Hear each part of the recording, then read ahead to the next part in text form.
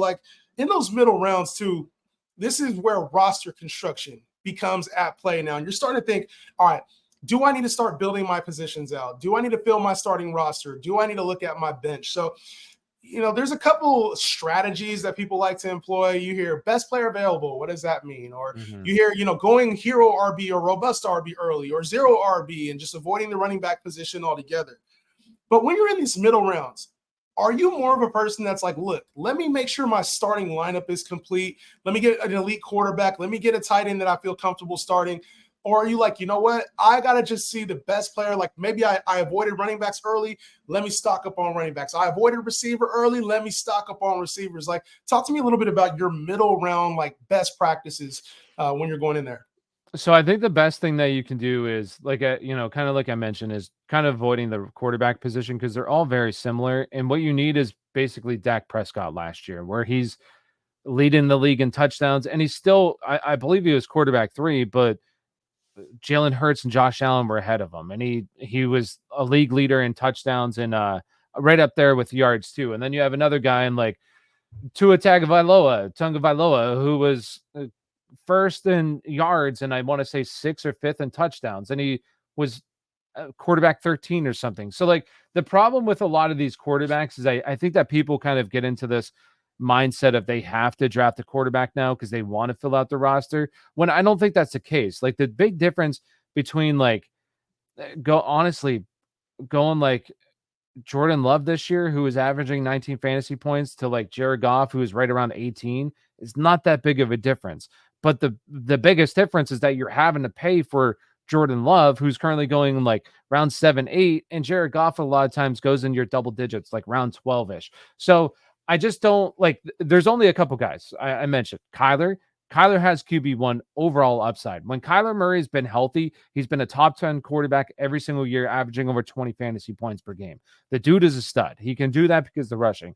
And then the other guy, like, I mean, I really want to say Caleb. I love Caleb. Like, I know it's only preseason, but man, oh man, Caleb looks. You like Caleb so like that? good. He's got some work to do in Chicago.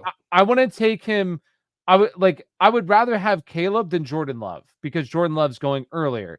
But the other guy is Jaden Daniels. Like Jaden Daniels, I think is worth. Currently, I think he goes in like round 9-ish, 10, and I would take him anytime in the 9th round. If I'm looking at the quarterback position, yeah, I filled out the rest of my roster and I need a quarterback, and I'm sitting around 10 and Jaden Daniels there, and there's a risk that on the way back he doesn't come back to me. I would just take him because he's a guy who I also think has top 5 upside. So I wouldn't necessarily look at this like when I'm on the clock. I wouldn't try to fill out your rosters.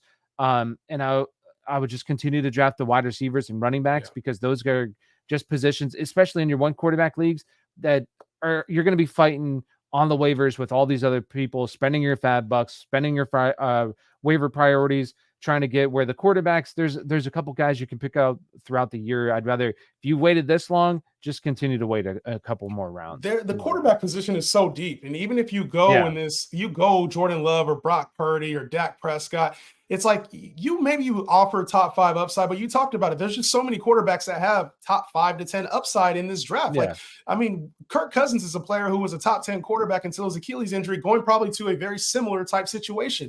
You mentioned Tua, you mentioned, Trevor Lawrence and Jaden Daniels. Like, there are a lot of quarterbacks that could be top 5 to 10. And you talked about Jaden Daniels. I got him in my top 8 quarterbacks right now. Like, to me, he's a must draft for me. Like if you miss out on elite quarterbacks, I think that like once you start to get round 9, like I would take him. Yeah, and to be honest, when you're in those middle rounds, it's tempting because you're like, man, I see these guys falling. I see the quarterbacks, and I need a quarterback. That's the gut feeling is like, I need a quarterback for my roster to look good. And if I don't get Jaden Daniels, oh man, my team isn't going to be good. And it's like, there's so many good startable quarterbacks in single QB leagues. You can avoid that. I like getting depth. And I think one of the things that people forget about in this range is that you forget that you have to get through bye weeks. You forget you have to go through injuries. You forget that sometimes players lose their roles. And guess what? It's very nice to have another starting caliber player that you can throw into your lineup. One of the things I get most, Tyler, is like, oh, I can't ever draft 2 receivers from the same team. I always get that. It's like, you don't want 2 players from the same team. But if you're in a PPR league, which most of y'all should be playing in PPR leagues by now, Who's to say that if you draft Mike Evans early, you want to get Chris Godwin later for depth, that's a bad thing? It could be a great thing for you because now you have the two top options on a passing game, and those are the guys. So I look at depth, and that's the one area I try to get. I don't look at positions. I look at who is the best player right now I can take in case something happens, and I'm not taking handcuffs. It's not like a handcuff thing. This is who can I start in case something happens to one of my starters, or I got to get through bye weeks. That's how I approach these middle rounds. Yeah, and I mean, I agree. Well, kind of. I just go for upside once again. Like I kind of mentioned this earlier. Like I'm chasing the upside on every single player in this range.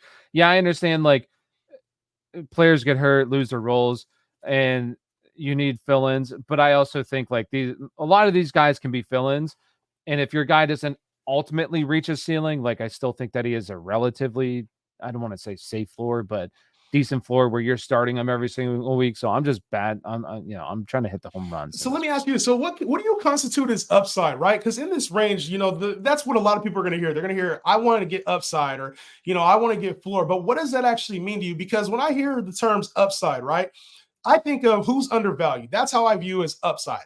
And a lot of people might view upside as like who can significantly outplay their draft spot, right? Like that's their determination of it. So like to me, if I mention the name Chris Godwin, for some people they're going to say he's old. They're going to say he's not the player that he was before his ACL injury. They're going to say that, but I look at Chris Godwin as a player who's going outside of the top 30 receivers as an upside play because I think he can absolutely crush and be in the top 20 receivers and maybe even further than that depending on the offense.